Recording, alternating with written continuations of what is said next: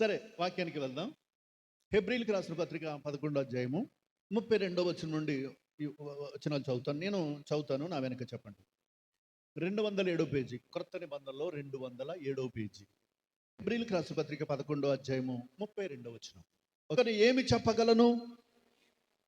గిద్యోను, బారాకు, సంసోను, యెఫ్తా, దావీదు, సమూయేలను వారిని గూర్చియు ప్రవక్తలను గూర్చియు వివరించుటకు సమయం చాలదు.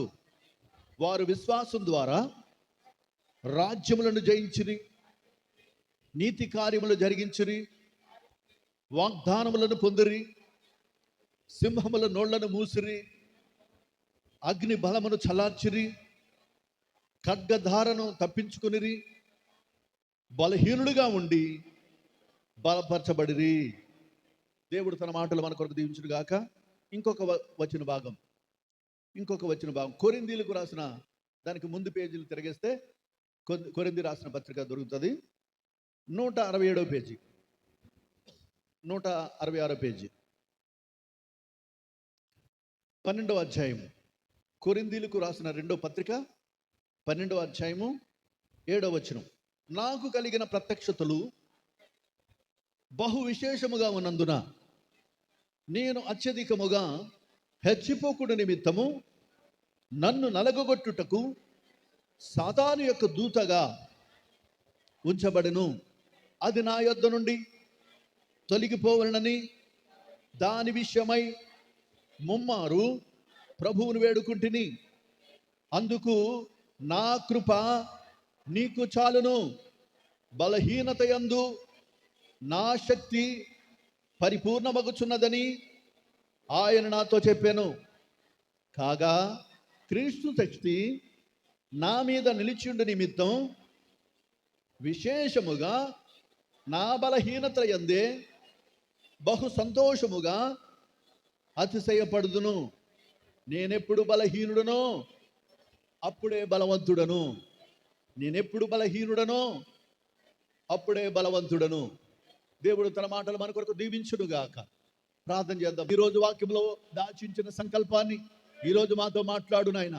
నిన్ను చూచే కన్నులు మాకు దయచేయండి, నీ స్వరాన్ని వినే చెవులు మాకు ఇవ్వండి, నిన్ను గ్రహించగలిగిన హృదయాన్ని మాకు దయచేయండి ప్రభువా. అతెల్పుడను వెనుకలేని వాడును అయోగ్యుడైన నన్ను మరుగు చేసి నీ పిల్లలందరికీ అవసరమైన గొప్ప వర్తమానం ఇవ్వండి. ఆ వర్తమానం ద్వారా మేము దీవించబడి ఆశీర్వాదాలు పొంది తిరిగి వెళ్ళినట్లు మమ్మల్ని ఆశీర్వదించమని యేసు నామములో అడిగి ప్రార్థన చేయించున్నాము. ఈరోజు చాలా ఆశీర్వాదకరమైన వర్తమానాన్ని మనం వినబోతున్నాము. ఈ వర్తమానం ద్వారా మీరందరూ కూడా బలపరచబడబోతున్నారు. కాబట్టి మీరందరూ కూడా నా గురించి ప్రార్థన చేయండి. అందరూ కూడా జాగ్రత్తగా ప్రార్థన పూర్వకంగా ఉండండి. మన మధ్య మాత్రం చాలా కొద్ది సమయమే ఉంది కాబట్టి ఈ సమయాన్ని వాక్యం మీద మీ మనసును కేంద్రీకరించి, వాక్యము పలకబడిన విత్తనము కాబట్టి మీ హృదయాల్లో అది పడి మొలిచినట్లుగా మీ హృదయాలను వాక్యం కొరకు సిద్ధపరచమని ప్రేమతో మీకు తెలియజేస్తా ఉన్నాను. దేవునికి మహిమ కలుగుగాక. మరి కొరింథీ రాసిన పత్రికలో అపోస్తలుడైన పౌలు చాలా చక్కటి విషయాలు వ్రాస్తున్నాడు. అదేంటంటే, నాకు కలిగిన ప్రత్యక్షతలు బహు విశేషముగా ఉన్నందున నేను అత్యధికముగా హెచ్చిపోకుండా నిమిత్తము నాకు శరీరంలో ఒక ముళ్ళు, నేను అత్యధికముగా హెచ్చిపోకుండా నిమిత్తము నన్ను నలగగొట్టుటకు సాతాను యొక్క దూతగా ఉంచబడెను అన్నాడు. హల్లెలూయా. నాకు కలిగిన ప్రత్యక్షతలు బహు విశేషముగా ఉన్నాయి అన్నాడు. హల్లెలూయా. విశేషమైనవి అంటే, విశేషం అంటే ఒక ప్రత్యేకమైనవి. దేవునికి మహిమ కలుగాక. ఒక అంటే ఎవరికి ఆ విషయాలు తెలియదు, ఎవరు ఊహించలేని అందని వాటినే ప్రత్యక్షతలు అంటారు. ఆ ప్రత్యక్షత తన దృష్టిలో చాలా విశేషంగా ఉందంట. ఎవరికి విషయాలు బయలుపరచబడిన వాళ్ళకి అర్థం కావు. కానీ ఎవరు ఊహించలేని, ఎవరికి అర్థం కాని ఎవరి మనసుకు అందలేని విషయాలు ఆ ప్రత్యక్షతలు బహు విశేషముగా ఉన్నాయి అన్నాడు. పౌలు యొక్క జీవితం ఒక క్రైస్తవ జీవితానికి చాలా ఆదర్శం. హల్లెలూయా. నిజంగా పౌలు దేవుని చేత పట్టబడిన తర్వాత ఒకప్పుడు హింసకుడిగా, దూషకుడిగా, హానికరుడిగా ఉంటూ నేను దేవుని సేవ చేస్తున్నానని చెప్తూ దేవునికి వ్యతిరేకంగా పనిచేస్తూ దేవుని సంకల్పంలో ఉన్న క్రైస్తవుల్ని హింసిస్తూ, బాధలు పెడుతూ, సరసాల్లో వేస్తూ, ఇలాగ ఇబ్బందులు పెడుతూ దేవునికి నేను ఒక మంచి పని చేస్తున్నాను, మంచి చేస్తున్నాను అనుకుని అతడు తన హృదయంలో సంతృప్తి పడతా ఉండేవాడట. అతని ఎదుట తన మార్గము సరైనదిగా ఉన్నట్టుగా ఉండేది కానీ దేవుని దృష్టికి అది అనుకూలంగా లేదు. కొన్నిసార్లు మనం కూడా దేవుడు మన నుండి కొన్ని ఎక్స్పెక్ట్ చేస్తూ ఉంటాడు. ఆయన కొన్ని విషయాలు కోరుకుంటూ ఉంటాడు. నా పిల్లోడు, నా కుమారుడు, నా కుమార్తె ఇలాగుండాలి అని కోరుకుంటాడు. దేవుడు ఎలా కోరుకుంటాడో కాపరి కూడా అలాగే కోరుకుంటాడు. కొన్నిసార్లు దేవుడు కోరుకున్నట్టుగా మనం ఉండలేకపోతున్నాం. మన పరివర్తన, మన ఆలోచనలు, మన ఉద్దేశాలు దేవుని చాలా బాధ పెడుతున్నాయి. ఆ సంతాపానికి కూడా గురి చేస్తున్నాయి, ఏడ్చేటట్టుగా చేస్తున్నాయి. చాలా విషయాల్లో దేవుడు బాధపడ్డాడు కదా, ఏడ్చాడు. నేను ఎందుకు వీళ్ళని పుట్టించానా, వీరి వల్ల భూమి అంతా చెడిపోతుంది, నాశనం అయిపోతుంది, నా నామ మహిమ కొరకు బ్రతుకుతారనుకున్నాను, భయభక్తులుగా జీవిస్తూ వారు దీవించబడతారని అనుకున్నాను, కానీ వారి శాస్త్రాలు వేరుగా కనబడుతున్నాయి అని సంతాపపడేవాడంట, దుఃఖపడతా ఉండేవాడంట. కాబట్టి మనల్ని మనం పరిశీలన చేసుకోవాలి. నేను దేవుడు కోరుకున్నట్టుగా నేను వింటున్నానా? హల్లెలూయా. నా గురించి నేను అలాగే అనుకుంటాను. నా గురించి ఎవరైనా కామెంట్ చేస్తున్నారా? వాళ్ళు కామెంట్ చేసినప్పుడే నాకు మేలు అవుతుంది. హల్లెలూయా. ఎవరైనా నా గురించి వేరుగా మాట్లాడుకుంటున్నారా? నాలో ఇష్టం లేని విషయాలు ఏమైనా వారికి ఉన్నాయా? వారికి ఇబ్బంది పెట్టే సంగతి ఏదైనా ఉందా అనుకుని ఎవరైనా ఏదైనా మాట్లాడితే అది నాకు చెవిని పడినప్పుడు నేను దాన్ని సరి చేసుకోవడానికి ప్రయత్నం చేస్తాను. హల్లెలూయా. కానీ అంతేగాని ఎవరేమనుకుంటే నాకెందుకు, నా దారి నాదే, నా బతుకు నాదే, నా ఇష్టానుసారంగా నాకు నచ్చినట్టుగా నేను బ్రతుకుతానని నేను అనుకోను. హల్లెలూయా. ఎందుకంటే మనుషుల దయ కావాలి, దేవుని దయ కావాలి, అందరి దయ కావాలి. హల్లెలూయా. నేను దేవుని ప్రేమిస్తున్నాను, ఎవరేమనుకుంటే ఏంటి, ఎవరు ప్రేమిస్తే ప్రేమించకపోతే, ఎవరు వస్తే రాకపోతే ఏంటి కాదు. హల్లెలూయా. ఇటు మనుషుల దయ కావాలి, ఇటు దేవుని యొక్క దయ కూడా కావాలి. హల్లెలూయా. కాబట్టి వారి వాక్యానుసారానికి నేను వ్యతిరేకంగా ఉన్నానని ఎవరైనా అనుకుంటే, ఆ విషయం నాకు వినబడితే దాన్ని చక్కబెట్టుకోవడానికి, సరిదిద్దుకోవడానికి నేను ఇష్టపడతా ఉంటాను. హల్లెలూయా. కాబట్టి ఎవరిని బాధ పెట్టాలని, ఎవరిని మనస్ఫూర్తిగా హింసించాలని నా ఉద్దేశము ఎన్నడూ కూడా ఉండదు. ఒకసారి ఏదైనా మాట్లాడినా నేను ఎందుకు ఇలా మాట్లాడేశానని చెప్పి కొన్నిసార్లు నాలో నేను పశ్చాత్తాపడతాను, నొచ్చుకుంటాను, తర్వాత ఏడుస్తూ ఉంటాను. దేవునికి మహిమ కలుగుగాక. కాబట్టి ఎవరేమనుకుంటే నాకెందుకు అని నేను అలా ఉండడానికి ఇష్టపడను. అది నా యొక్క మనస్తత్వం. దేవునికి మహిమ కలుగుగాక. కాబట్టి నేను ఎందుకు చెప్తున్నానంటే, అపోస్తలుడైన పౌలు ఒక ప్రత్యక్షత కలిగి ఉండి తన బాటలో తన సాగిపోతూ అతడు ఏమనుకునేవాడంటే దేవునికి ఒక సేవ చేస్తున్నాను అనుకునేవాడు. కానీ ఒకరోజు, ఎందుకంటే అతడు దేవుని కొరకు మంచి భక్తిని చేస్తున్నాడు. భక్తి అనేది చాలా నిష్ఠగా చేస్తున్నాడండి. విశేషమైన ఆసక్తి కలిగిన వాడు, మతం యందు నిష్ఠ కలిగిన వాడు. అందరూ, నేను ఏ సిద్ధాంతాన్ని, ఏ దేవుని నమ్ముకున్నానో అందరూ నా వైపు తిరగాలి, ఒకే బాటలో ఉండాలని ఆ నశించే ప్రజల విషయమై చాలా ప్రయాసపడతా ఉండేవాడు. ఇలాంటి వ్యక్తి నాకు కావాలి అనుకున్నాడు దేవుడు. ఏమనుకున్నాడండి? జాగ్రత్తగా వినాలి, నా వైపు చూడాలి. హల్లెలూయా. ఈ వ్యక్తే నాకు కావాలి. అందరి దృష్టిలో అతడు ఏమై ఉన్నాడు? హింసకుడై ఉన్నాడు, దూషకుడై ఉన్నాడు, హానికరుడై ఉన్నాడు. ఒకసారి ఆ తిన్నని వీధిలో అతడు కూర్చుని ఉంటే అననీయతో చెప్తాడు, ఇదిగో నేను పౌలుని ఎన్నుకున్నాను, అతడు అతడు ఒక తిన్నని అనే వీధిలో ఉన్నాడు. నువ్వు వెళ్ళి అతన్ని నా పని కొరకు అభిషేకించు అని అన్నప్పుడు అన్నయ్య ఏమన్నాడు? వాడు అసలు మంచోడు కాదు ప్రభువా. అందుకననయ్య, ప్రభువా, ఈ మనుషుడు యెరూషలేములో నీ పరిశుద్ధులకు ఎంతో కీడు చేశాడు. అతని గురించి అనేకులు చెప్పడం కూడా నేను విన్నాను, మంచోడు కాదని.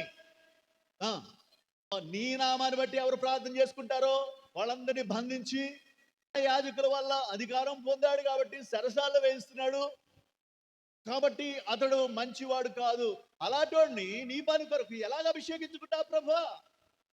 అందుకు ప్రభు, నీ వెళ్ళు, అన్యజనుల ఎదుటను, రాజుల ఎదుటను, ఇజ్రాయేలీల ఎదుటను నా నామమును భరించుటకు ఇతడు నేను ఏర్పాటు చేసుకున్న సాధనమై ఉన్నాడు.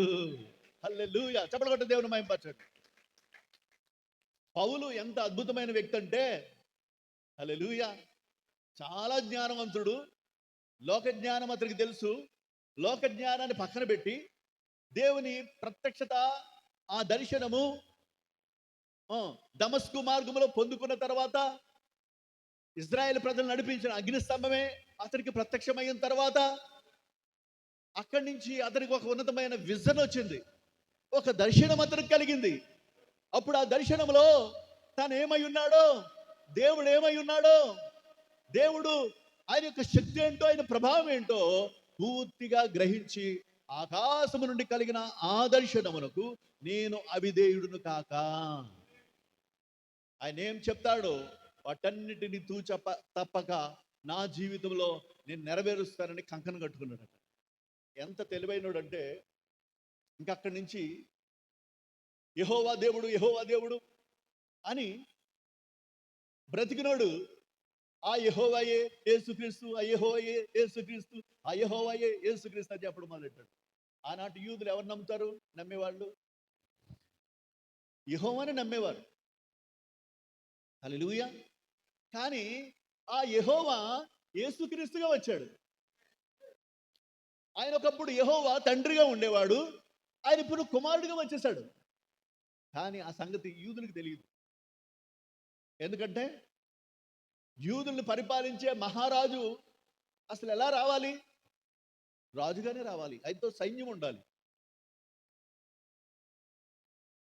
శిరస్త్రాణం ఉండాలి, దట్టి ఉండాలి, ఒక చక్కటి జోళ్ళు ఉండాలి, వస్త్రాధారణ రాజులాగా, రాజు టీవీతో పరలోకము నుండి ఒక తివాసి మీద అలా నడుస్తూ వస్తుంటే ఆయనతో పాటు దూతలు కూడా ఉండాలని ఊహ వీళ్ళకి. కానీ వీళ్ళ ఆలోచనలకు, ఊహలకు అతీతంగా దేవుడు ఎలా వచ్చాడు? ఒక కన్యక గర్భం ద్వారా, ఒక సామాన్యుడిగా, పసిబాలుడిగా, హల్లెలూయా, ఆయన ఈ లోకానికి వచ్చినప్పుడు ఆయన కలిగి ఉన్న కారణాన్ని బట్టి మరియమ్మని ఎవరు చేర్చుకోలేదు. సత్రంలో స్థలం దొరకలేదు. సత్రం అంటే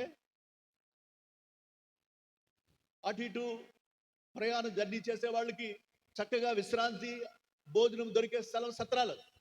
సత్రాలు మీకు తెలుసా? నా చిన్నప్పుడు మా ఊర్లో అంటే పాలకొల్లో ఒక సత్రం ఉండేది, నర్సపూర్లో ఒక సత్రం ఉండేది. సత్రము అనాథుల కొరకు అది. హల్లెలూయా. అంటే ఎక్కడి నుంచో వస్తారు ఆశ్రయం కొరకు, ఎవరు చేర్చుకోరు, ఎవరింట్లో చేర్చుకోరు కదా. సత్రం అలాంటి వారి కొరకు. కానీ అలాంటి సత్రంలోనే యేసయ్యకు చోట్లేదు. దేవునికి మహిమ కలుగాక. తర్వాత ఆ పశువుల తొట్టిలో ఆ బిడ్డను చివరికి పరుండబెట్టిన సందర్భం, దిక్కులేని దయానీయమైన జన్మను ఆయన జన్మించాడు. పశువుల యొక్క తొట్టెంట. హల్లెలూయా. ఈగులు, దోమలు, రొచ్చు, ఎంతో భయంకరమైన స్థితి గల స్థలంలో ఆయన పరుడు పెడితే ఆయన చుట్టడానికి సరైన వస్త్రాలు లేక పొత్తుగుడ్డలు అంటే ఎద్దులకి కాడి మీద పెడతారు కదా, కాడికి నొక్కుకోకుండా పెడతారు, అలాంటి చింపిరి బట్టలు, చిరిగిపోని పనికిరాని బట్టలతో యేసయ్యను మరియమ్మ చుట్టిందండి. ఈ సకల సృష్టిని ఎంతో అందంగా బంగారపు గనులు, హల్లెలూయా, రత్నాలు కూడిన మాణిక్యాలు ద్వారా సృష్టించిన ఈ లోకములో సృష్టికర్త అయిన దేవాది దేవునికి చోటు లేదు, స్థలము లేదు, వస్త్రాలు కూడా లేవు. అంత దయానీయమైన జన్మ జన్మించాడు. అందుకే యేసయ్య వాళ్ళకి అర్థం కాలేదు. త్రోసివేశారు, బయలుజువు అన్నారు, దెయ్యం పట్టిన వాడు అన్నాడు. దేవునికి మహిమ కలుగాక. కనుక ఎవరికి అర్థం కాలేని ఆ ప్రత్యక్షత ఎవరికి దొరికింది? పౌలుకి దొరికింది. ఎక్కడ దొరికింది? దమస్కు మార్గంలో దొరికింది. ఏ విధంగా దేవుడు ప్రత్యక్షమయ్యాడు? అగ్నిస్తంభం రూపంలో ప్రత్యక్షమయ్యాడు. దేవునికి మహిమ కలుగాక. అప్పుడు వెంటనే ఏమన్నాడు? ఆకాశము నుండి కలిగిన ఆ దర్శనమునకు నేను అవిధేయుడను కాను, విధేయత చూపిస్తాను, లోబడతాను అని. అన్నయ్యల్ని చెప్పంటే, అతను అభిషేకించమంటే అతడు మంచోడు కాదని చెప్పాడు. యేసయ్య ఏమన్నాడు తెలుసా? ఇతడు నాకు కావాలి. ఎవరు వద్దనుకుంటారో, ఎవరైతే ఒక వ్యక్తిని తక్కువగా చూస్తారో, ఎవరినైతే హింసిస్తూ బాధలు పెడుతూ త్రోసి వేస్తారో, విసర్జిస్తూ ఉంటారో, ఈ లోకములు ఎవరైతే అనామకుడు, ఈడు పనికిరాడు, ఈడు వ్యర్థుడు, ఈడు బతికింతే అని ఎవరంటారో అలాంటి వారిని దేవుడు ఎన్నుకుంటాడు. చప్పట్లు కొట్టి దేవుని మహిమపరచండి. హల్లెలూయా. నా శరీరములో ఒక ముళ్ళు అత్యధికంగా హెచ్చిపోకు నిమిత్తము నన్ను నలగొట్టుటకు సాతాను యొక్క దూతగా ఉంచబడెను. అత్యధికమైన ప్రత్యక్షతలు ఇచ్చాడు. జరగబోయే సంగతులన్నీ కూడా అతనికి బయలుపరచబడబోతుంది. దేవుడు ఏమై ఉన్నాడు, అతని యొక్క శక్తి ఏంటి, ఒక మనిషి యొక్క జీవితం ఎలా ఆరంభమైంది, ఎలా అంతం కాబోతుంది, మధ్యలో ఎలా బ్రతుకుతా ఉంటాడు, అతడు ఏం చేయవలసి ఉన్నది, ఈ వివరణ అంతా కూడా భవిష్యత్తు వివరణ, జరిగిపోయినది, జరుగుతున్నది, జరగబోయే విషయాలు, ఈ ప్రత్యక్షతలన్నీ కూడా మరణం తర్వాత జీవితం గురించి, పరలోకం గురించి, పరదేశం గురించి విషయాలన్నీ కూడా ప్రత్యక్షత ద్వారా దేవుడు ఎవరికి బయలుపరిచాడు? పౌలుకి బయలుపరిచాడు. పౌలుకి ఏ ప్రత్యక్షతలు ఇచ్చాడో ఈ కాలపు వధువుకి విలియం మ్యారన్ బ్రహ్మ గారి ద్వారా అదే ప్రత్యక్షతలు ఇచ్చాడు. ఓ బైబిల్లో దాచబడిన ప్రతి మర్మము, ఇప్పుడు ప్రతి ముద్రలు అవన్నీ కూడా విప్పబడ్డాయి. ఇప్పుడు స్పష్టంగా వధువు మాత్రమే చూడగలుగుతుంది తప్ప మిగతా మత శాఖలన్నిటికీ కూడా మరుగైపోయింది. ఈ సత్యాలు చాలా మందికి తెలియదండి. బాప్తిస్టు గురించి కానీ, దేవుడు దైవత్వం యొక్క గుణ లక్షణాల గురించి, దేవుడు ఏమై ఉన్నాడు అనే దాని గురించి చాలా విషయాలు చాలా మందికి తెలియదు. కానీ ఈ కాలంలో దేవుడు తన వధువుకు మాత్రమే ప్రత్యక్షత ద్వారా బయలుపరుస్తున్నాడు. ప్రత్యక్షత అనే మాటకు అర్థం ఏంటి? మనం ఊహించిన దానికంటే, మనం ఆలోచించిన దానికంటే వేరొక తావులో, వేరొక మార్గంలో అత్యధికంగా బయలుపరచబడింది ప్రత్యక్షత ఉన్నది. దేవునికి మహిమ కలుగాక. ఇప్పుడు కయ్యూని హేబేలు ఉన్నారు. ఏ అర్పణ అట్టుకెళ్తే నాకు పాప క్షమాపణ కలుగుతుందో కయ్యూనికి తెలియలేదు. ఎందుకు తెలియలేదు? అతనికి దేవుడు అది మరుగు చేస్తాడంతే. హేబేలుకే బయలుపరచబడ్డది. గొర్రె పిల్ల దాన్ని బలిచ్చి రక్తం చిందిస్తేనే నాకు పాప క్షమాపణ కలుగుతుంది, నాకు బదులుగా గొర్రె పిల్ల బలవ్వాలని ఉద్దేశంతో బలిచ్చాడు కాబట్టి తన అర్పణ దేవుడు అంగీకరించాడు. హేబేలు యొక్క అర్పణలో ప్రత్యక్షత ఉంది. ఈనాడు చాలా మంది ప్రత్యక్షతలో ఏమంటారు తెలుసా? ఏ గుడి అయితే ఒకటి కాదండి, అక్కడ దగ్గరగా ఉంది ఒకటి, అక్కడికి వెళ్ళిపోతున్నాను. ఏ పాస్టర్ అయితే ఒకటి కాదండి, అక్కడ ఒక పాస్టర్ గారు మా ఇంటికి వచ్చి ప్రార్థన చేస్తూ ఉంటారు, రమ్మన్నారు కాబట్టి అక్కడికి వెళ్ళిపోతున్నాను. ఏ వాక్యం అయితే ఏది కాదు, ఏ బాప్తిసం అయితే ఒకటి కాదు, ఇలాగ అన్ని ఒకటి అనుకుంటారు. అన్ని ఒకటి కాదు, ఏదైనా ఒకటి కాదు. హల్లెలూయా. చాలా మంది అంటారు ఎక్కడికి వెళ్ళినా అక్కడికి వెళ్తాము. పరలోకం వెళ్ళడానికి ఎన్నో దారులు లేవుండే, అంటే మల్కిపురం వెళ్ళడానికి కొన్ని దారులు ఉండొచ్చు, కానీ పరలోకం వెళ్ళడానికి ఒకే వే, అదే యేసుక్రీస్తు అయి ఉన్నాడు. అదే నిజమైన వాక్యం అయి ఉన్నది. అనపర్తి నుంచి బ్రదర్ ఇక్కడికి రావాల్సిన అవసరం ఏముంది? చింతలపల్లి సహోదరి ఇక్కడికి రావాల్సిన అవసరం ఏముంది? హల్లెలూయా. దూర ప్రాంతాల నుంచి బిడ్డలు ఎందుకు ఇక్కడికి రావాల్సి ఉన్నది? అక్కడ ఏ చర్చలు లేవా? పాస్టర్లు లేరా? వాక్యాలు లేవా? ఉన్నాయి. పరలోకం వెళ్ళటానికి మాత్రం ఒకే దారి ఉంది. ఆ దారి ప్రత్యక్షత పొందిన వాళ్ళకి తప్ప ఎవరికి కూడా అర్థం కాదు. దేవునికి మహిమ కలుగును గాక. అందుకే ఆ ప్రత్యక్షత పొంది దానికి ఏమయ్యాడంట? విధేయుడైనాడంట. ఆ ప్రత్యక్షతలు అతని హెచ్చుగా ఉన్న కాడాన్ని బట్టి, అది ఎక్కువ ప్రత్యక్షతలు వచ్చినా ఏమంటారు? నాకు తెలిసినంత వాక్యం ఎవరికి తెలియదండి అని కొంచెం గర్వం స్టార్ట్ అవుతుంది. నేను పాడినట్టు ఎవరు పాడగలరు చెప్పండి అంటారు కొంతమంది. నేను మాట్లాడినప్పుడు నాలాగా ఎవరు వాక్యాతుర్యంతో మాట్లాడగలరండి?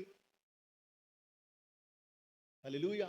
నువ్వు ఎవరినైనా నోరు ముంచవచ్చు, నోరు ముయించవచ్చు. హల్లెలూయా. అయితే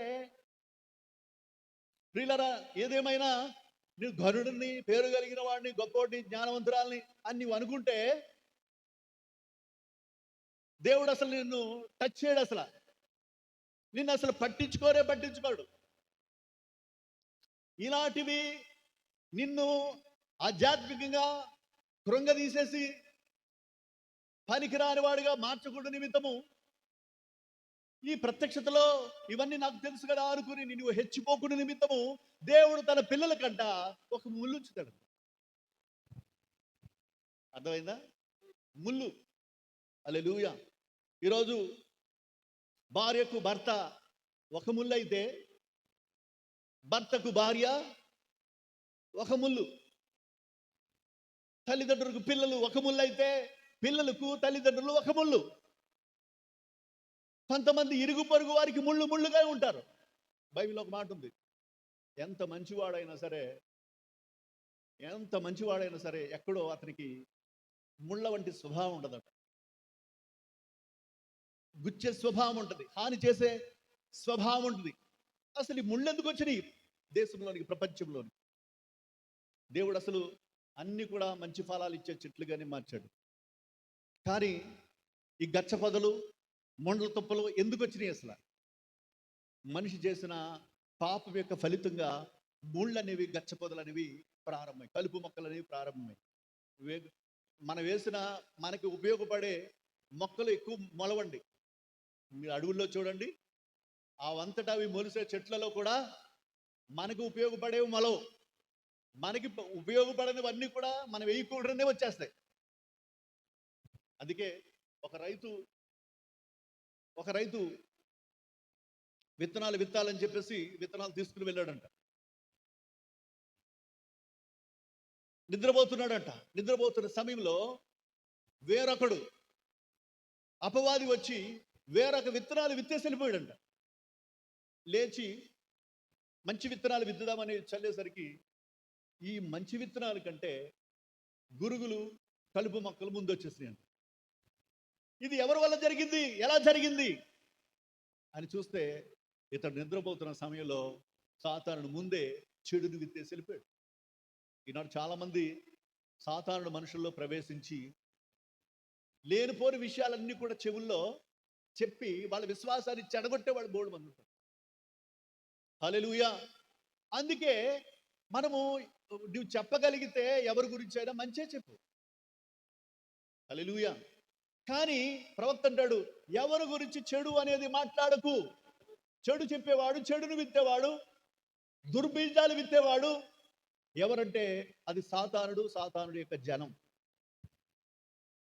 దేవునికి మహిమ కలుగుగాక. హల్లెలూయా. ముళ్ళు ఆదిలోనే ఆదాము యొక్క పాపం బట్టి ముళ్ళు తుప్పలు అనేవి ప్రారంభమైనవి. మనుషులు కూడా ఇప్పుడు ఎలా మారారు? ఎంత మంచితనం ఉన్నా కానీ ముళ్ళ వంటి స్వభావం కలిగిన వారుగా ఉన్నారు. ఒకసారి అబ్రహాము తన కుమారుని బలి ఇవ్వడానికి వెళ్ళినప్పుడు ఒక బలి పశువు, ఆ పొట్టేలు ఎక్కడ చిక్కుబడి ఉంది? ముళ్ళ తుప్పల్లో చిక్కుబడి ఉంది. హల్లెలూయా. అసలు ఎవరిని చంపాలనుకున్నాడు అబ్రహాము? దేవుడు ఎవరిని బలిమ్మని చెప్పాడు? తన కుమారుడైన ఇస్సాకును బలిమ్మని చెప్పాడు. ఆ బలిద్దామని చెప్పి కట్టెలు పేర్చి, రాళ్ళు పేర్చి, కట్టెలు ఉంచి దాని మీద కాళ్ళు చేతులు కట్టి పడుకోబెట్టి ఆ కత్తితో తన కుమారుని నరకాలని, బలివ్వాలని అనుకున్న సమయంలో దేవుడు పరలోకం నుంచి పిలిచాడు, అబ్రహామా, నువ్వెత్తిన కత్తిని దించు, నీ కుమారునికి బదులుగా అదిగో ఆ పర్వతం మీద ఒక పొట్టేలు ఆ ముళ్ళల్లో చిక్కబడి ఉంది, దాన్ని తీసుకొచ్చి నీ కుమారునికి బదులుగా బలివు. దేవునికి మహిమ. అసలు ఆ పర్వతం మీదకి ఆ ముళ్ళ పొదల్లోకి ఆ పొట్టేలు ఎక్కడి నుంచి వచ్చింది? అసలు ఏమీ అక్కడ కనబడటం లేదు. ఆ పర్వతం మీదకి ఆ పొట్టేలు ఎక్కడొచ్చిందంటే యెహోవా ఈరే, దేవుడే దాన్ని చూసుకున్నాడు, దేవుడే ఆ బలిని సిద్ధం చేశాడు. ఆ బలి ఎవరికి సాదృశ్యం అంటే యేసుక్రీస్తుకు సాదృశ్యం. అంటే మన పాపాలకు బదులు, మన పాపములు చేశాం కాబట్టి మనమే బలి అవ్వాలి. కానీ మన పాపాలకు బదులుగా మన స్థానంలో దేవుడు నిలబడి మన కొరకు గొర్రె పిల్లగాని బలి అయిపోయాడు. మరి ఆ పొట్టేలు ఎక్కడ చిక్కుబడి ఉందంటే ముళ్ళ పొదల్లో చిక్కుబడి ఉంది. కాబట్టి ఆ ముళ్ళు విరించడానికి దేవాది దేవుడు మన కొరకు చనిపోతున్న సమయంలో ఆయన తీసుకొచ్చి తన తల మీద ముళ్ళ కిరీటాన్ని పెట్టారు. ఎక్కడ విరుగుడు జరిగిందండి? మనము ముళ్ళుగా మారిపోయాము. ఎక్కడ చూసినా ముళ్ళ తుప్పలు కనబడతా ఉన్నాయి. ఈ ముళ్ళునన్నింటి కూడా విరవడానికి, తీసివేయడానికి మనము ముళ్ళుగా మారిన కారణాన్ని బట్టి ఆ ముళ్ళ కిరీటాన్ని నెత్తి మీద ఆయన భరించవలసిన పరిస్థితి ఏర్పడుతుంది. ముళ్ళ కిరీటం అంటే ఏదో కిరీటం లాగా పెడతారు చాలా మంది, లేదు. దానికి ఇంతంత లోతు మేకులు ఉంటాయి. దాన్ని తల మీద పెట్టి దాన్ని కొడుతుంటే మేకులు లోపలికి దిగుతాయి. అంత భయంకరమైన బాధ యేసయ్య నీ కొరకు నా కొరకు బలి మారాడు. దేవునికి మహిమ కలుగాక. కాబట్టి సహోదరి సహోదరుడా, మరి మన ముళ్ళులాగా ఉండకూడదు. కానీ పౌలుకి మాత్రం సాతాను యొక్క దూతగా ఒక ముళ్ళును దేవుడు అతనికి ఉంచాడట. ప్రతి మనిషికి ఒక ముళ్ళు ఉంటుంది. ఈ ముళ్ళు దేవుడు ఎందుకు ఉంచాడు? ఏదో బలహీనత ఉంటుంది, ఏదో ఒక సమస్య ఉంటుంది. ఆ ముళ్ళు అనేది లేకపోతే మనం ఏం చేస్తామంటే మనల్ని ఎవరు పట్టుకోలేరు, మనము హెచ్చిపోతాం, గర్విస్తూ ఉంటాం. అందుకే ప్రతి మనిషికి సాతాను దూతగా ఒక ముళ్ళు ఉంచబడను. అది నా యొద్ద నుండి తొలగిపోవాలని దాని విషయమై ముమ్మారు ప్రభువును వేడుకున్నాను. ప్రభువా, ఈ బాధలు సహించలేకపోతున్నాను, ఈ నిందలు భరించలేకపోతున్నాను, ఈ కష్టాలు నేను సహించలేకపోతున్నాను. దేవా, దయచేసి ఈ ఈ ముళ్ళు తీసేయి ప్రభువా, తీసేయి ప్రభువా అని దేవుని సోదరులు ప్రార్థన చేయడం ప్రారంభించాడంట. ఈ బాధలు నాకు వద్దు నాయనా, ఈ నిందలు నాకు వద్దు నాయనా, ఈ శ్రమలు నాకు వద్దు నాయనా, ఈ కష్టాలు నాకు వద్దు నాయనా, ఈ ఆర్థిక ఇబ్బందులు వద్దు నాయనా, మనుషుల యొక్క నిందలు నాకు వద్దు తండ్రి, సూటుబాట్లు మాటలు వద్దు ప్రభువా, మనుషులన్నీ అణిచివేయాలని హింసిస్తున్నారు ప్రభువా, ఇలాంటి పరిస్థితులు నాకు వద్దు తండ్రి, ఈ బాధలు తీసివేయి, ఈ ముళ్ళును తీసివేయి అంటే ప్రభు ఏమన్నారు? నా కృప నీకు చాలు. హల్లెలూయా. నా కృప నీకు చాలు. కృప అనే మాటకు ఇంగ్లీష్లో గ్రేస్ అంటారు. కృప అంటే ఏంటో తెలుసా? గ్రేస్ అంటే ఏంటో తెలుసా? ఏ అర్హత, ఏ మంచితనము, ఏ యోగ్యత లేని వారికి ఇవ్వబడిందే కృప. ప్రేమ కంటే గొప్పది కృప. అందుకే కార్ల మీద మనం బోర్డ్స్ మనం చూస్తున్నాం కదా, అమేజింగ్ గ్రేస్. ఇంగ్లీష్లో ఏమంటారు? అమేజింగ్ గ్రేస్ అంటే అద్భుతమైన కృప. కృప అంటే నా వంటి పాపిని ప్రేమించెను, నా వంటి నీచుని రక్షించెను, అదే కృప కృప కృప. హల్లెలూయా. ఒకసారి ఒక దొంగ ఆ సిలువ మీద యేసు ప్రభు సిలువ వేసినప్పుడు ఆ పక్కనే ఈ పక్కనే దొంగలు ఉన్నారు కదా.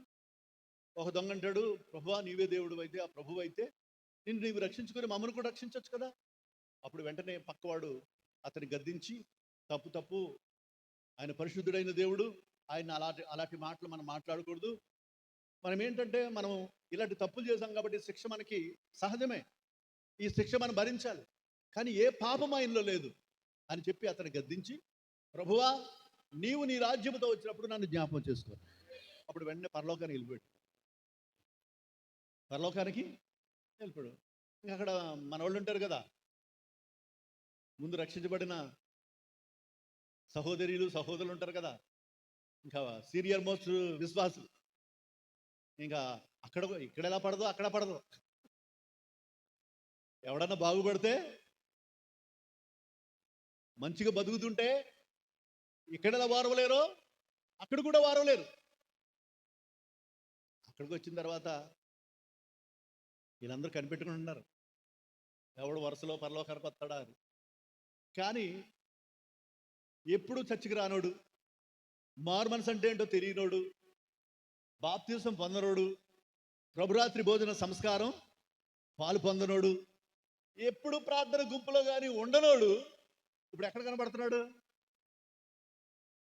ఏమయ్యా, నీకు ఎలా దేవుడు పరలోకాన్ని ఇచ్చాడు? అసలు ఏంటి, ఆయన తెలియకోకుండా నువ్వు వచ్చేసావా ఏంటి?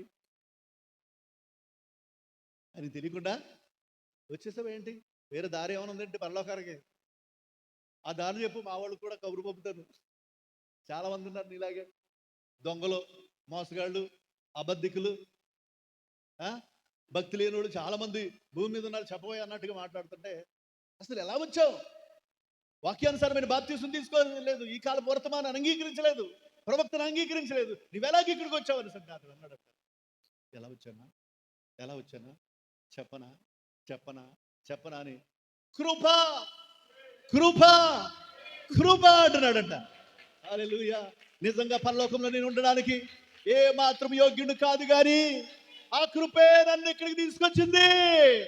అర్హత లేని వాడిని, ఏ యోగ్యత లేని వాడిని, పాపిని, అయోగ్యుడైన నన్ను ఇక్కడికి నడిపించింది దేవుని యొక్క కృపే. ఆ కృప లేకపోతే నేను ఇక్కడికి వచ్చి ఉండేవాడని కాదు. ఒక అమ్మాయి చాలా భక్తిగా ఉండేదట, జరిగిన సంగతే. చాలా నిష్ఠగా ఉండేది, దేవుని కొరకు మంచి సాక్ష్యం ఇస్తూ ఉండేది, అనేక మందిని ప్రభు కొరకు నడిపిస్తూ ఉండే ఒక అమ్మాయి 10th క్లాస్ ఎగ్జామ్ రాసిందంట. ఎగ్జామ్ రాస్తే ఎప్పుడో జరిగిన సంగతి. 10th క్లాస్ ఎగ్జామ్ రాసింది, కానీ ఆమె ఫెయిల్ అయింది. ఒక్క మార్కులో ఫెయిల్ అయింది. ఒక్క మార్కులో ఫెయిల్ అయితే, నా యేసయ్య నన్ను ఎలాగైనా సరే పాస్ చేస్తాను. ఫెయిల్ అయినా కానీ నేను ఫెయిల్ అవ్వలేదు అంటుందట. నేను ఫెయిల్ అవ్వలేదు, నా దేవుడు నన్ను పాస్ చేశాడు. నేను ఆయన నమ్మకంగా ఉన్నాను. నేను చదవుకోకుండా ఫెయిల్ అయ్యానంటే వేరే, నేను పూర్తిగా కష్టపడి చదువుకున్నాను, భక్తి చేస్తున్నా, కష్టపడి చదువుకున్నాను. నేను అసలు ఫెయిల్ అవడానికి వీల్లేదు. నేను ఫెయిల్ అవ్వలేదు. అందరూ కామెంట్ చేసేవాళ్ళు ఉంటారు కదా, ఇబ్బంది పెట్టేవాళ్ళు ఉంటారు. ఎన్ని రకాల మాట్లాడినా నేను పాస్ అయ్యాను. అప్పుడు విద్యాశాఖ మంత్రి, అతనికి ఎందుకు తన మనసులో వచ్చిందో తెలియదు, కానీ ఒక్క మార్క్ కలపాలి, దాన్ని గ్రేస్ మార్క్ అంటారు. ఒక్క మార్క్ కలుపుతున్నాను అన్నాడు అంతే. ఆ లిస్ట్లో అమ్మాయి పాస్ అయిపోయింది. చెప్పండి కూడా దేవుని మహిమపరచండి. హల్లెలూయా. కనుక దేవుడు ఆమెకి ఇచ్చిన కృప ఉన్నది. అందరిలో దేవుని యొక్క నామము గణపరచబడాలని, మహిమపరచబడాలని ఆమెకి అపజయం ఇవ్వలేదు. దేవుని ఎదుట ఆమెకి జయమే ఇచ్చాడు. హల్లెలూయా. దేవుని పక్షంగా మనం ఉంటే మనం ఓడిపోం. హల్లెలూయా. దేవుడు మనల్ని ఆయన పని కొరకు నిలబెట్టుకుంటాడు. ఆయన పని కొరకు మనల్ని కాపాడుతాడు. ఆయన పని కొరకు మనం రక్షించే దేవుడు అయి ఉన్నాడు. దేవునికి మహిమ కలుగుగాక. హల్లెలూయా. అందుకే ఇప్పుడు మనం మన గొప్పతనాన్ని బట్టి ఇక్కడ రక్షించబడాల. హల్లెలూయా. మన మంచితనాన్ని బట్టి మన దేవుని దగ్గరికి ఇప్పుడు రాలేదండి. కొంచెం అందరిలో పేరు కలిగిన వాడు, కొంచెం డబ్బులు ఉన్నవాడు, అందంగా ఉన్నాడు అని దేవుడు మనల్ని రక్షించుకోలేదు. హల్లెలూయా. ఏ యోగ్యత లేని వారు అని గ్రహించి దేవుడు ఏం చేశాడంటే కృప ద్వారా రక్షణ ఇచ్చాడు. పాపులమైన మనల్ని కృప ద్వారా రక్షించబడిన పాపులము అంటున్నాడు. నా కృప నీకు చాలయ్యా, ఎంతకంటే కృపనివ్వను. ఆ ముళ్ళు ఖచ్చితంగా నీకు ఉండాలి. ఎందుకంటే అందరికంటే ఎక్కువ ప్రత్యక్షతలు ఇచ్చాను కాబట్టి నువ్వు హెచ్చిపోకుండా నిమిత్తము ఈ సంగతులు నేను మీకు రాస్తున్నానని చెప్పాడు. హల్లెలూయా. అక్కడ అన్నాడు, అందుకు నా కృప నీకు చాలు, బలహీనత యందు నా శక్తి పరిపూర్ణమవుతున్నదని నాకు. నువ్వు ఎప్పుడు బలహీనుడిగా ఉంటావో అప్పుడే నా శక్తి నీ మీదకి వస్తుంది. నువ్వు బలవంతుడు అయిపోయావు అనుకో, దేవుని యొక్క శక్తిని పొందుకోవడానికి అర్హుడు కాదు. హల్లెలూయా. నీ బలహీనత యందే నా బలము పరిపూర్ణమవుతుంది. అందుకని నేనెప్పుడు బలహీనుడనో అప్పుడే క్రీస్తునందు నేను బలవంతుడను. ఈ లోకంలో బీసీలు చిన్న క్యాస్ట్లు ఉన్నాయి కదా, దళితులని చాలా చిన్న క్యాస్ట్లు ఉన్నాయి. గొప్పోళ్ళు ఎవరంటే బ్రాహ్మణ్స్, రాజులు. వారు మిగతా కులాల వాడిని తక్కువగా చూసేవారు, అంటరాని వాళ్ళుగా చూసేవారు. అందుకే వాళ్ళు ఏదైనా దేవాలయాలు కట్టుకుంటే ఆ గుడుల్లోని కూడా రానిచ్చేవారు కాదు. దేవునికి మహిమ కలుగాలి. ఒకడు అన్నాడు, ఎలా అయినా సరే మన భారతదేశాన్ని హిందూ దేశముగా మార్చేయాలి అని అంటుంటే, ఒక సాధు హిందూ అతడు ఏమన్నాడంటే, ఈరోజు అందరూ కూడా యేసు వైపు తిరగడానికి కారణం ఏంటో తెలుసా? ఇది మనమే చేశాం. ఇది ఎందుకంటే మనం ఒక గుడిని కడితే ఆ గుడిలోనికి సామాన్యుల్ని రానిచ్చేవారం కాదు. కాబట్టి ఒక సామాన్యతలో ఒక ఆయన దొరికడానికి ఆయన సామాన్యుడిగా వచ్చాడు. సామాన్యుడికి దేవుడిగా ఆయన పిలువబడ్డాడు కాబట్టి అందరూ అక్కడికి ఆకర్షితులైపోయారు. ఇప్పుడు వాళ్ళు రమ్మంటే వస్తారా? నువ్వు హిందుడు అవ్వాలంటే అవుతారా? కానీ వాళ్ళు అలా అనుకుంటున్నారు. కానీ ఇదంతా కూడా ఒక ప్లాన్, దేవుని యొక్క ప్రణాళిక ఉంది. కాబట్టి ఎవరెవరు ఏమి కాదని అనుకుంటారో, మేము బలహీనులమని అనుకుంటారో, వారికే దేవుడు ఏం చేశాడంటే ఆ సామాన్యతలో తను తాను దేవుడు బయలుపరుచుకున్నాడు. చప్పట్లు కొట్టి దేవుని మహిమపరుచుకున్నాం. హల్లెలూయా, హల్లెలూయా. అందుకే నేను ఎప్పుడు బలహీనుడను, అప్పుడే క్రీస్తునందు బలవంతుడను. అందుకే బలహీనత అందే బహు సంతోషముగా నేను అతిశయపడుతున్నాను. నా బలహీనత అందే నేను ఎప్పుడు బలహీనుడను, అప్పుడే బలవంతుడను. చాలా మంచి విషయాలు ఉన్నాయి. నేను కొద్దిగా చెప్పి నేను ముగించేస్తాను. నేను చెప్పే వర్తమానం పరిపూర్ణ బలహీనత ద్వారా పరిపూర్ణమైన బలం, పరిపూర్ణమైన ఆ దేవుని శక్తి బలము నీకు కావాలంటే నువ్వు పరిపూర్ణమైన బలహీనుడిగా మారాలి. హల్లెలూయా. మన బలహీనత ఉన్నచో మనకు బలహీనత ఉన్నచో మనకి బలముండును అన్న. నువ్వెప్పుడు బలహీనుడిగా కనబడతావో అప్పుడు దేవుని బలం నీలోనికి రావడం ప్రారంభమవుతుంది. నీకు బలం ఉంటే దేవుని బలం రాదు. కాబట్టి కొంతమంది ఏం చేస్తారు తెలుసా? బలహీనతలు సాగ్గా చెప్తారు. ఏమ్మా నేను ఎందుకు ఈరోజు ఆదివారం గుడికి రాలి, బాగున్నా కానీ బాగోలేదని చెప్తారు. అవునా? నాకు ఈరోజు బాగోలేదండి, అందుకే నేను మనసు బాగోలేదో, ఆరోగ్యం బాగోలేదు, ఏదో బాగోలేదు. కానీ అందుకే బాగోలేదు కాబట్టి నేను ప్రేయర్కి రాలేకపోయాను, ఒంట్లో బాగోలేదు. చూడండి, ప్రవక్త అది అంటాడు, మనం ఎంత గొప్పవారమో, మనం ఎంత పెద్దవారమో, ఎంత పేరు కలిగిన వారమో, ఎంత ఉన్నతమైన వారమో చెప్పుకుంటాం. మనం బయట చెప్పుకునేది ఎలా చెప్పుకుంటాం? వాళ్ళకంటే నేను చాలా బెటరు, నాకు ఉండవలసిన పొలాలు ఉన్నాయి, బ్యాంక్ బ్యాలెన్స్ ఉంది, మా చుట్టాలు తక్కువ మంది లేరు, చాలా ఎక్కువ మంది, నాకు మంచి పేరుంది, నేను మంచి మాటకారిని, పర్వాలేదు అందరిలో నేను గొప్ప అని ఎవరికి వాళ్ళు గొప్ప సంగతి చెప్పుకుంటారు. హల్లెలూయా. ఇక్కడ ప్రవక్త అంటాడు, మనం బలహీనులమనే దేవుడు అనుకున్నాడు తప్ప మనం బలహీనతలు మన స్థితిని గుర్తించడానికి ఇక్కడికి వచ్చామన్నాడు. అసలు ఎందుకు వచ్చామంటే ఇక్కడికి అసలు నువ్వేంటి అనేది తెలుసుకోవడానికి ఇక్కడికి వచ్చాను. అసలు లోకంలో కనుక బయట ఉంటే కనుక నువ్వేంటి అనేది నీకు తెలియదు. అర్థమైందండి? నువ్వెవరు అసలు? ఓ మనిషి, అసలు నువ్వెవరు అనేది నీకు తెలియాలంటే దేవుని మందిరానికి రావాలి. యెషయాకు ఒక దర్శనం వచ్చింది తెలుసా? అతడు ఆ దర్శనం అనేది రాకముందు చాలా ప్రవచనాలు పలికాడు. అదేంటంటే యెషయా మొద్దు నుండి చిగురు పుట్టును, దాని అంకురము ఇలా ఫలిస్తుంది అని చెప్పాడు. ఏలే అనగా మనకు శిశువు పుట్టెను, మనకు కుమారుడు అనుగ్రహింపబడెను, ఆయన భుజం మీద రాజ్యభారం ఉండెను, ఆశ్చర్యకరుడు. అలాగే జరగబోయే సంగతులన్నీ ప్రవచనం ద్వారా చెప్పేశాడు. అతనికి ఇచ్చిన ప్రత్యక్షతను బట్టి చాలా గర్విస్తూ, నాలాగా ముందు ఇప్పుడు మనం ఇక్కడి నుంచి వెళ్తున్నాం, తర్వాత ఏం జరుగుతుందో మీకు తెలుసండి? తెలియదు. హల్లెలూయా. కానీ యెషయాకు మాత్రం తెలుసు ముందు రోజుల్లో ఏం జరగబోతుందో. ఆ భవిష్యత్తునే దేవుడు అతనికి బయలుపరిచేవాడు కాబట్టి దాన్ని బట్టి నాలాగా భవిష్యత్తును ఎరిగిన ప్రవక్త ఎవరు కూడా లేరని గర్విస్తూ ఉంటూ ఉన్నాడు. అయితే ఒక రోజు అతనికి దర్శనం కలిగింది. ఆ దర్శనం ఏంటంటే ఆ చూసారా, రాజైన ఉజ్జియా మృతి పొందాడంట. ఆ సంవత్సరంలోనే అతనికి ఒక దర్శనం కలిగింది.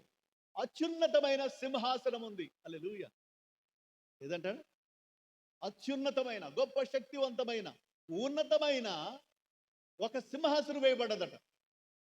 ఆకాశం మీద ఆకాశమే ఒక సింహాసనముగా వేయబడ్డది. హల్లెలూయా. ఆ సింహాసనం మీద ప్రభు కూర్చుని ఉన్నాడట. ఒకడు కూర్చుని ఉన్నాడు. ఆయన చుట్టూ ఆయన యొక్క చొక్కా అంచులు దేవాలయంతో నిండుకుని ఉన్నదట. ఆయనకు పైగా చూసారా, ఆయన ఎక్కడో అత్యున్నతమైన సింహాసనం మీద కూర్చుంటే ఆయన చొక్కా అంచులు దేని తాకుతున్నాయి? దేవాలయాన్నే చుట్టుకున్నాయట. హల్లెలూయా. ఆయనకు పైగా శరాపులు, కెరూబులు నిలిచి ఉన్నాయి. ఒక్కొక్కరికి 6 రెక్కలు ఉన్నాయంట. ప్రతివాడు 2 రెక్కలతో ముఖాన్ని కప్పుకుంటున్నాడంట దేవదూత. 2 రెక్కలతో కాలు కప్పుకుంటున్నాడట. 2తో ఎగురుతున్నాడు. హల్లెలూయా. 6 దేవదూతలకి కెరూబులకి ఎన్ని రెక్కలు ఉన్నాయండి? 6 రెక్కలు. దావీదు అలాగంటాడు కదా, నాకు పక్షిలాగా నాకు రెక్కలు ఉన్నాయడలా నేను ఎగిరిపోదునే, ఆకాశంలో ఎగిరిపోదునే. ఊహించాడా? ఇప్పుడు మనకి రెక్కలుంటే బస్సులతో పని ఉండదు, బండులతో పని ఉండదు, సైకిల్తో పని ఉండదు, ట్రైన్తో పని ఉండదు, విమానాలతో కూడా పని ఉండదు. ఈ రెక్కలతో ఎక్కడికి ఎగరాలంటే పరిశుద్ధుడు పరిశుద్ధుడు పరిశుద్ధుడు పరిశుద్ధుడు అని ప్రతిగానాలు చేస్తుంటే ఆ కంఠస్వర ధ్వనుల వలన ఆ దేవాలయం యొక్క తలుపులే, గడప కమ్ములే కదిలిపోతున్నాయి. అసలు ఇక్కడి నుంచి ఒక కుర్చీ కూడా కదలలేదు మీరు చెప్పే మాటలకి. వాళ్ళ పాటలు పాడుతుంటే, దేవుని స్తుతిస్తుంటే, దేవుణ్ణి ఆరాధన చేస్తుంటే, ఆ కెరూబులు ఆ సెరూపులు ఆరాధన చేస్తుంటే ఆ దేవాలయం యొక్క గడప కమ్ములే కదిలిపోతున్నాయండి అదురికి. ఎందుకంటే దేవదూతలు స్తుతిస్తూ ఉంటుంటే ఆ దేవాలయం యొక్క గడప కమ్ములు కదులుతూ అదిరిపోతున్నాయండి, దద్దరిల్లిపోతున్నాయి. కానీ మనం ఇంతమంది ఉన్నాం, కానీ ఏ కదలిక ఇక్కడ కనబడటం లేదు. అసలు నేను ఒక మాట చెప్తున్నాను, మనల్ని ఎందుకు పుట్టించాడు తెలుసా అండి? నిన్ను నన్ను అందరినీ ఎందుకు పుట్టించాడు తెలుసా? అసలు దేవదూతల యొక్క స్తుతిని బట్టి సంతృప్తి కలగలేదంట. అంతగా అంటే ఆయన చూడటానికి కూడా ధైర్యం చాలక ముఖాన్ని కప్పుకుంటున్నాయి. హల్లెలూయా. కాళ్ళు కనబడితే మంచిది కాదని చెప్పి కాళ్ళు కూడా రెక్కలతో కప్పుకున్నాయి. ముఖం కనబడుకోకుండా, కాళ్ళు కనబడుకోకుండా తన శరీరాన్ని కప్పుకుని 2 రెక్కలతో ఎగిరి రోజు కూడా అనుక్షణము కూడా పరిశుద్ధుడు పరిశుద్ధుడు పరిశుద్ధుడు పరిశుద్ధుడు అని ప్రతిగానాలు చేస్తుంటే ఆ దేవాలయకు గడప కమ్ములన్నీ కూడా కదిలిపోతా ఉన్నాయి. కానీ వాటిని బట్టి ఆయనకి తృప్తి లేదు. నీకు ఒక విషయం తెలుసా? దేవదూతలకు తెలియని విషయాలు దేవుడు ఈరోజు మీకు బయలుపరుస్తాడు. అసలు యేసుప్రభు ఎందుకు వచ్చాడో వాటికి తెలియదు. తెలుసా మీకు? యేసయ్య పరలోక మహిమను విడిచిపెట్టి ఒక బాలుడిగా ఎందుకు వచ్చాడో తెలియదు. మన ఎడల ఆయనకున్న ప్రణాళిక ఏంటో వాటికి తెలియదు. మన కొరకు ఆయన రక్తం ఎందుకు కార్చాడో తెలియదు. తెలుసా మీకు? దేవదూతల కొరకు రక్తం కార్చలేదండి, శ్రమలు పొందలేదండి, నిందలు భరించలేదండి, ఒక సామాన్యుడిగా వాటి కొరకు రాలేదండి. ఆయన దేవదూతలు ఎలా చేశాడు? వెండి బంగారాలతో రత్నాలతో చేశాడు, అందమైన వారిగా చేశాడు. వారికి వస్త్రాలు ఏంటంటే రత్నాలే, వైఢూర్యాలు, కెంపు, ఏవి ఖరీదైన లోహాలు ఉంటాయో వాటి ద్వారా వాటిని కలుగు చేశాడు వాటిని. కానీ అవి ఏం చేశాయంటే వాళ్ళు కలిగిన బంగారాన్ని బట్టి, రత్నాలను బట్టి, వైఢూర్యాలను బట్టి, ఆ కెంపులు బట్టి, వాటన్నిటిని బట్టి గర్వించారని ఉద్దేశంతో నా పిల్లల్ని ఇలాగ చేయకూడదు, బంగారంతో వెండితో వాళ్ళని చేస్తే గనక వీళ్ళు కూడా వాళ్ళ మనసులో గర్వించి నాకంటే గొప్పవారుగా ఉండాలని కోరుకుంటారు. కాబట్టి ఈసారి ఇలా చేయకూడదు, మంటిని తీసుకుంటాను, నా రూపంలో చేసుకుంటాను అని చెప్పి నాసికారంధ్రాలు జీవాయువుది జీవాత్మగా మార్చాడు. సృష్టిలో జంతువుల కంటే చెట్ల కంటే ఉన్నతంగా మనం చేశాడు. ఆయన రూపంలో చేసుకున్నాడు. అంటే ఆయన రూపంలో చేసుకున్నాడంటే మన పట్ల ఎంత ప్రేమ ఉందో చూడండి. అంటే ఆయన రూపాన్ని మనలో చూసుకుని ఆనందించాలని ఆ తండ్రికి ఆశ. మన బిడ్డల్లో మన రూపం వస్తే మనం ఎంత సంతోషపడతామో అలాగే దేవుడు కూడా ఆయన రూపంలో మనం కలుగు చేసుకుని మనల్ని బట్టి ఆయన సంతోషపడాలని కోరుకున్నాం.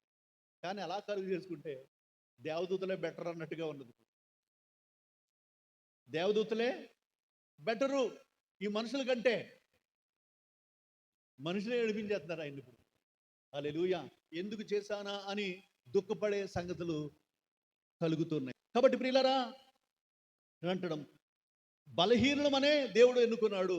మన బలహీనత మన స్థితిని గుర్తించడానికి అందరూ ఇక్కడికి వచ్చాము. యెషయా ఆ దర్శనాన్ని చూశాడంట. ఏ దర్శనం? దేవదూతల చుట్టూ ఉండి ఆరాధన చేయటం చూశాడు. అప్పుడు అత్యున్నతమైన సింహాసనం మీద ఉన్న దేవుని చూసి, అయ్యో నేను అపవిత్రమైన పెదవులు గలవాడును, అపవిత్రమైన జనుల మధ్య నేను నివాసం చేస్తున్నాను, నేను నశించితిని. సైన్యములకు అధిపతి యెహోవా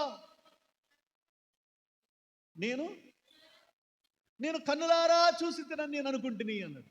హల్లెలూయా. అంతవరకు ఇక్కడేమో అయ్యో నేను అపవిత్రమైన పెదవులు గలవాడు, అపవిత్రమైన జనుల మధ్య నేను నివాసం చేస్తున్నాను, నేను అపవిత్రుడు అన్నాడు. అంతకుముందు ఏమనుకున్నాడు? నేను ప్రవక్తని, జరగబోయే విషయాలన్నీ కూడా ప్రవచించగలిగిన జ్ఞానం నాకుంది, దేవుని అభిషేకం నాకుంది అని అతడు గర్వించాడు.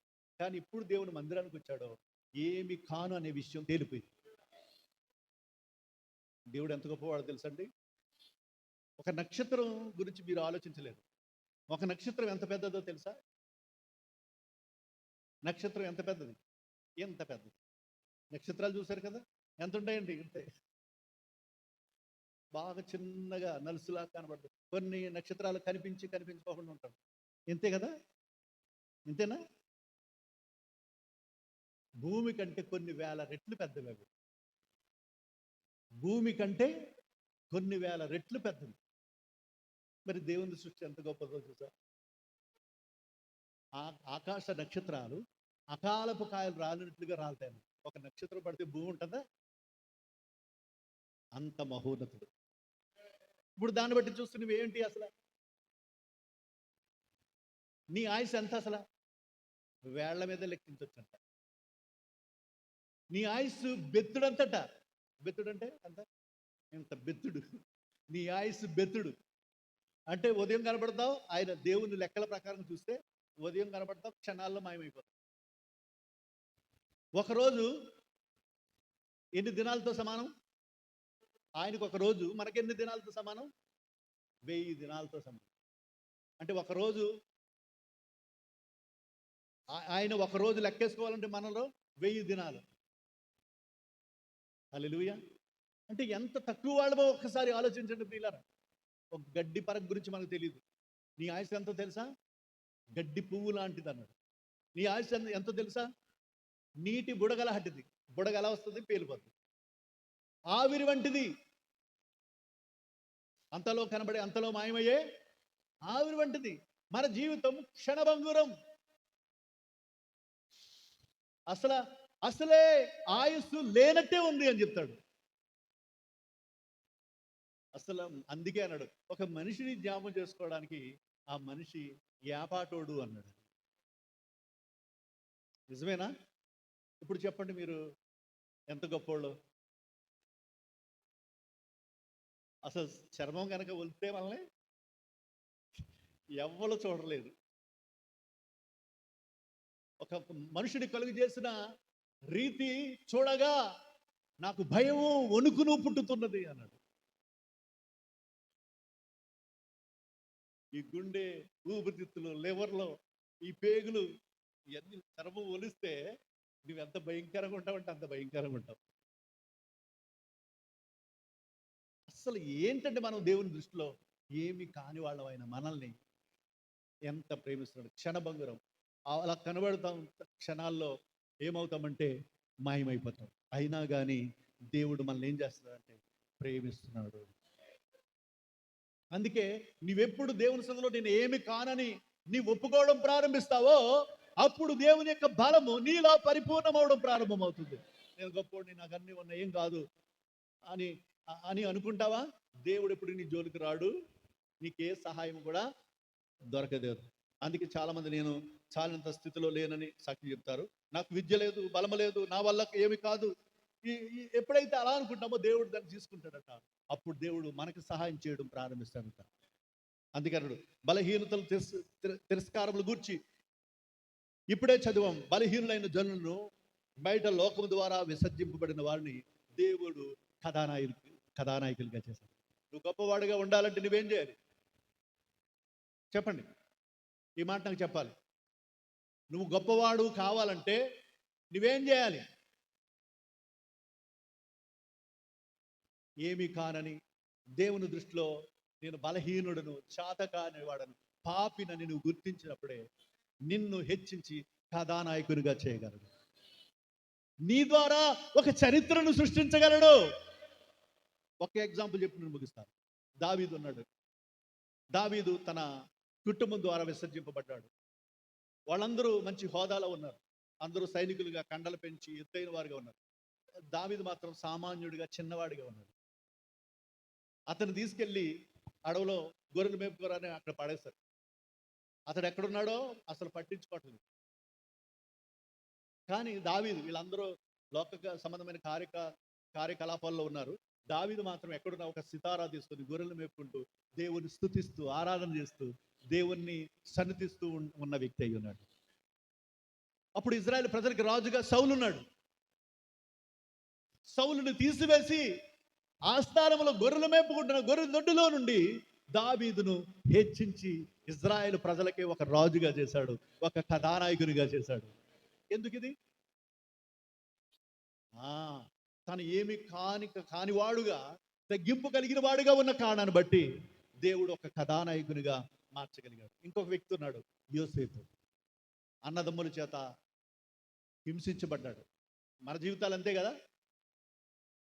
మన బలహీనులుగా ఏమి చేతకాని వారుగా ఉండి పేదవారుగా ఉన్నప్పుడు మన అన్నదమ్ములందరూ త్రోసివేశారు, తల్లిదండ్రులందరూ త్రోసివేశారు, బంధువులు రక్త సంబంధాలందరూ పట్టించుకోలేదు. హల్లెలూయా, ఓ పీడ వంటి వాడు పోయాడులే అని అనుకున్నారు. కానీ దేవుడు మన స్థితిని బట్టి, మన తగ్గింపుని బట్టి, మన బలహీనతను బట్టి దేవుడు మనకు సహాయం చేయడం ప్రారంభించాడు. అయోగ్యమని చెప్పుకుంటున్న వారు, ఎంచుకున్న వారు అగ్రశ్రేణిలో నిలబడి జయశీలుడుగా వారు మార్చబడ్డారు. హల్లెలూయా. హెచ్చింపు అనేది ఎప్పుడు ప్రారంభమవుతుందో తెలుసా?